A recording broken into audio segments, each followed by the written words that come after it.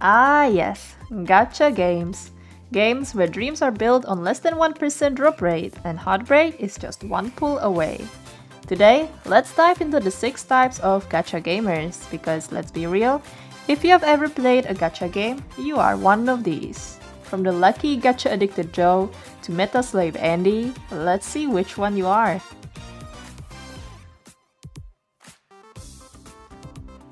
Our first type of a player is an actual gacha addict. This is a player that just thrives off the gacha. They are the ones who will try any gacha just for the slight thrill from pulling. Some gacha addicts can still control themselves, but many are impulsive and despite knowing they do not want a promotional event character, they will still pull on the banner, even going as far as delusionally calling it a building pity. They will literally pull for no reason. You beat up endgame content, let's pull! A cool character appears on screen, let's pull! And then when the goddess of luck just so happens to smile on them and they get the 5-star character they don't want, they will have a phenomenal crash out. The second type of a gacha gamer is an actual story player. They are the story enthusiasts whose attention was grabbed by the intricate storytelling and character development. Some of them dive so deep into the lore rabbit hole, they cook up theories and link certain events together that casual players may just miss. Kudos to them honestly, because if not for some hardcore lore fans who make videos recapping the story, I would be very lost. Number 3. Combat-focused Andies. A lot of players might get attracted or discouraged from a game because of its actual combat gameplay and endgame combat content.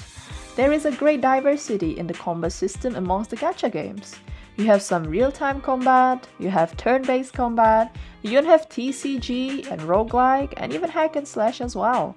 So it really depends on what tickles your fancy. Some purely combat-focused players also happen to be lore skippers because they are truly there just for the combat and less for the story. And honestly, that is completely okay. Well, as long as they don't end up giving questionable story tags, we are all chill. Number 4 are character collectors. These are the players who live by the character over meta motto. They may consider the character a husbando or waifu, and some even end up collecting husbandos or waifus only. However, with how diverse the character pool is, and the fact that you don't always have to consider your favorite character a husbando or a waifu, it is safer to say a character enjoyer. These people pull for who they love. Sometimes they also pull for characters with very specific traits or playstyles. For example, they collect characters of the same element or same weapon types, or maybe characters of the same faction. Their love for the character is greater than whatever damage the character deals. Even if said characters ended up healing enemies, they would still pull for them. That being said though, they can still be very sad if their favorite character deals hot dog water damage and can barely scrape by in the endgame content. A special group of character collectors are the so-called meta slaves. Unlike the ones driven purely out of love for the character, these players pull specifically for the strongest, most meta characters in the game. Our 5th type of a gacha gamer is an exploration fan. These are probably one of the chillest players you will find. They love discovering cool scenes the games have to offer, and many of them are puzzle enjoyers too. Often than not, they will 100% explore the new regions almost as soon as it comes out. When the game announces the new regions, these folks get extremely happy. Second to last, theory crafters or the math guys. These are the players who understand the mechanics of the game and the character and calculate their damage potential. Theory crafters do not always end up pulling for the strong or meta character. Their fun is derived from mathing the damage potential of a character and their teams and testing them out to see whether they truly work. They are great contributors for the community as their knowledge ends up helping you in optimal They are great contributors for the community as their knowledge ends up helping you in optimally using and building your favorite characters so you don't end up dealing doo-doo damage.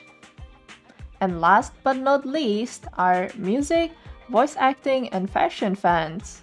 These players are more niche and rare, who simply play for the vibes. They may have fallen in love with the game because of music, or their favorite voice actors just so ended up playing in the game. The fashion fans, on the other hand, get excited over the different character designs, and there may even be some culture enthusiasts who appreciate their culture being represented in the game.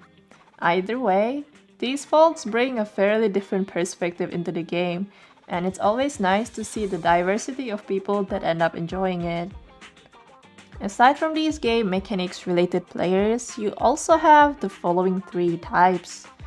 The whales, the pay-to-win players who spend a lot of money for the character they love. Some whales are still manageable, but there are also some hyper whales, some leviathans that have spent way more than they even needed to just because they love a fictional character way too much. Then we have the casuals. The casuals are those kind of people who just vibe with the game, who play it here and there. They are not that bothered by the gacha or by the dailies as much as the others. They just purely play it because they enjoy it, but they don't want to be shackled by it.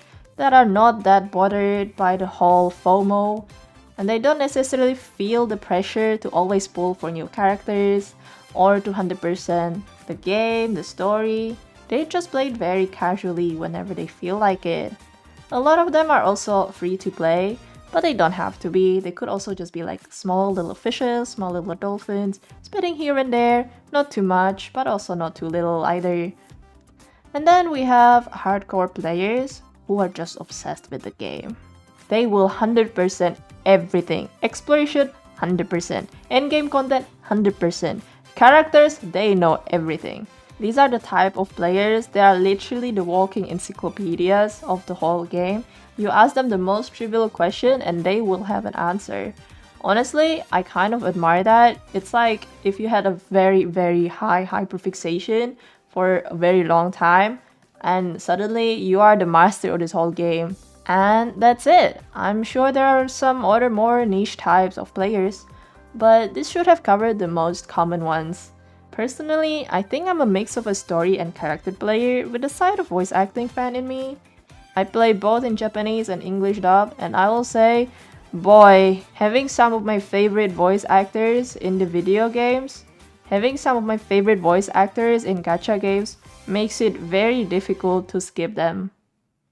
Anyhow, let me know which gacha gamer or a combination of them you are. As always, like and subscribe if you enjoyed the video. I'll see you next time. Bye!